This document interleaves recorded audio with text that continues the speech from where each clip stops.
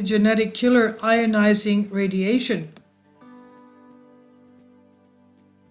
Christopher Busby exposes the fallacy behind the current accepted model of exposure hazard adopted by governments in the nuclear industry since the 1950s, and which he will be challenging in a major legal case in London on behalf of nuclear test veterans. And this one of the rare times that he publishes, the author says, I published someone else's work to the IMVA. March saw the publication in the influential scientific journal Environmental Health and Toxicology of a landmark analysis of the effects of internal radioactive contamination on the genetic integrity of life. My German colleagues, he said, and I used published data from Chernobyl effects in Europe to dismiss the radiation risk model that is currently employed by governments to limit discharges and exposures. This is the model of the International Commission on Radiological Protection, ICRP, which bases its analysis on a different scenario to the fallout from Chernobyl, the survivors of the Hiroshima bomb. It's claimed that there were no cases found in those who were there, so the ICRP uses data from mice to give a risk of a doubling of heritable effects after the exposure dose of 1,000 millisieverts MSV. To put this in perspective, natural background radiation's annual dose is about 2 MSV, so ICPR says you need to have 500 times this dose to risk having a child with a birth defect. However, our paper shows this is widely incorrect, that the tiniest doses from ingested or inhaled radioactive materials released by accidents like Chernobyl and Fukushima, produced by the 1960s atmospheric bomb tests and emitted routinely under license from nuclear sites like Sellafield and Hinkley Point, kill and deform babies at doses of less than 1 millisievert. The government and the nuclear industry defend the ICPR position by referring to natural background radiation, but though it's true that life has been exposed to natural background radiation, including radon, throughout evolution, there has never been on Earth prior to 1945 a new uranium fission and activation products like strontium-90, cesium-137, tritium, carbon-14, plutonium-239, and other nasty daughters and relations. These substances and the entirely new airborne radioactive pure particles of uranium and radium only appeared about 70 years ago. And already we can see the terrible damage they've caused to the human genome. The fallout generation. The first evidence of harm was identified by the late Professor Ernest Sternglass. He pointed out that the period of the atmospheric testing of nuclear weapons had caused increased in infant mortality in the USA and UK, and the figures show that the graph of this effect replotted from a letter paper in the Canadian by the Canadian pediatrician Robert White. The figure also displays increases in strontium-90 in milk in the bones of children aged 0 to 1 over the fallout period, as measured in autopsies by the United Kingdom Atomic Energy Agency. The sensitivity of the unborn child to radiation had been demonstrated by Alice Stewart at Birmingham University in 1958, but the authorities could not believe that the 10 millisieverts X-ray doses to mothers could cause the 40% increases in childhood cancer that Stewart demonstrated. Nuclear weapons development was in full swing. Fallout in the rain everywhere was causing increased measured levels of strontium-90 in milk and children's bones and teeth. The Cold War needed thermonuclear, so researchers in the health effects of radiation was rapidly taken from the doctors and given to the nuclear physicists. The Japanese Hiroshima genetic data was manipulated. In 1959, an agreement was signed between the medics and the World Health Organization, WHO, and the physicists and the International Atomic Energy Agency, leaving all studies of radiation and health to the IAEA. Thus, the cover-up was sealed, and this was why there has been no proper study of the health outcome of Chernobyl.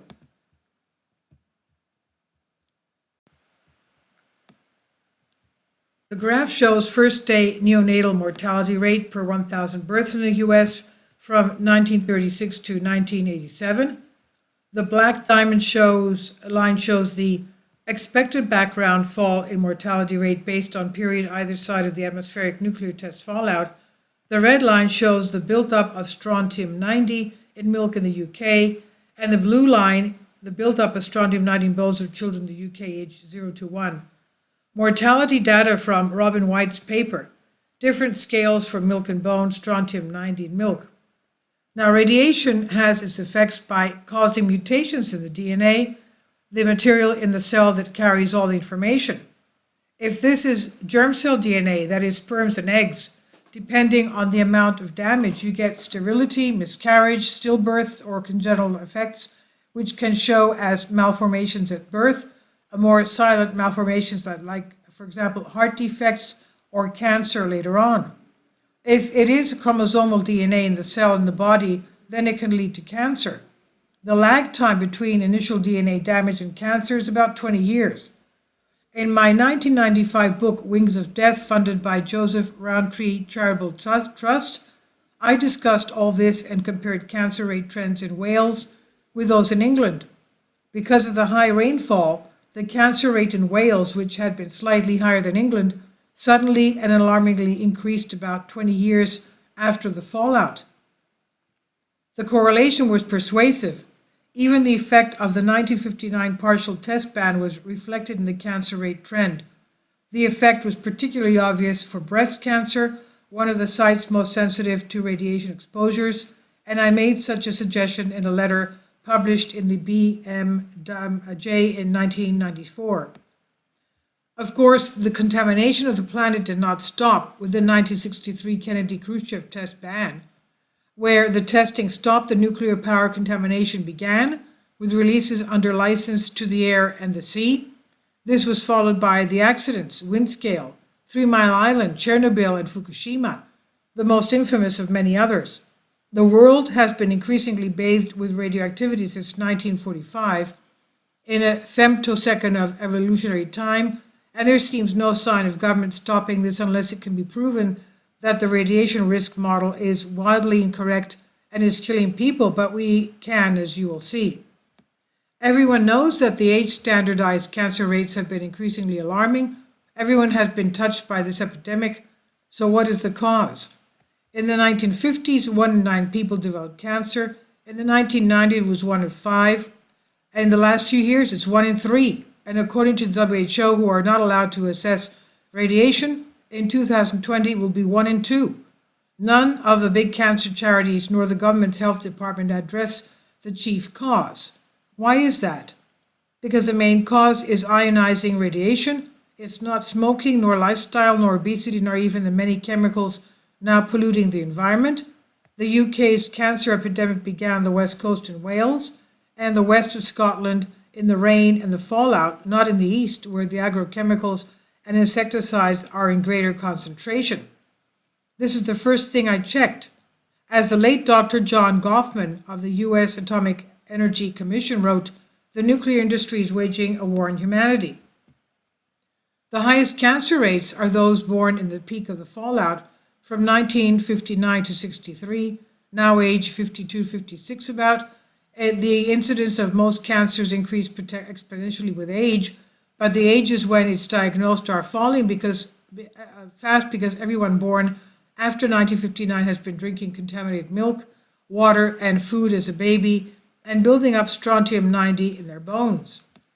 Strontium-90 in uranium binds chemically to DNA, the target for genetic damage. The effects are most easily seen in breast cancer, and the proof that the breast cancer epidemic is caused by radioactive contamination can be seen in the studies of breast cancer near nuclear sites.